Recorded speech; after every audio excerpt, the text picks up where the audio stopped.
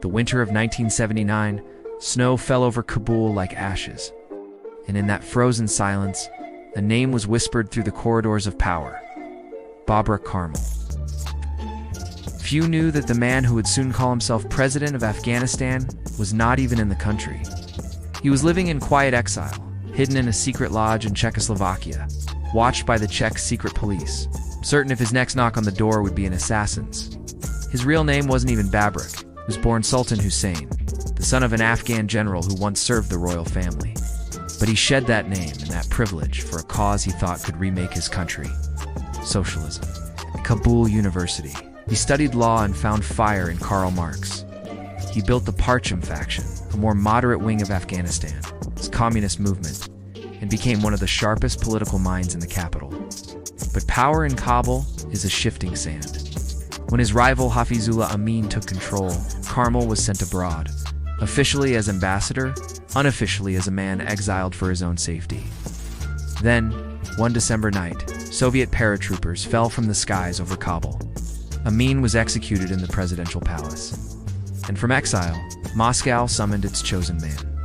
The door to that Czech hideout opened, and a KGB officer said simply, "Comrade Karmal, it's time." When his voice returned to Afghan radio days later, even his allies were stunned. He declared, "The revolution is safe." He promised freedom for prisoners, equality, a new dawn. But the dawn never came.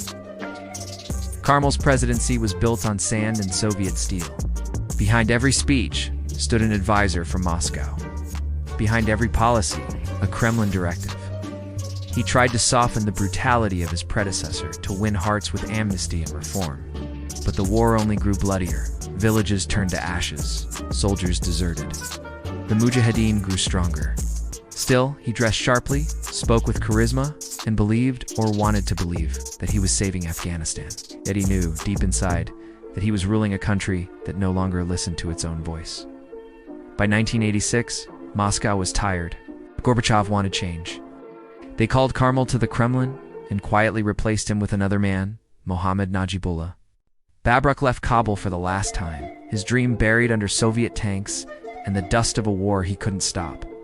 He lived his final years in a Moscow apartment, lungs failing, far from the mountains he once hoped to reform. When he died in 1996, few noticed. His body was flown home to Afghanistan, the same land where his revolution began and fell. Today, he remains one of history's ghostly figures. Loved by some, loathed by others, remembered by few. A man who rose not by destiny, but by decision.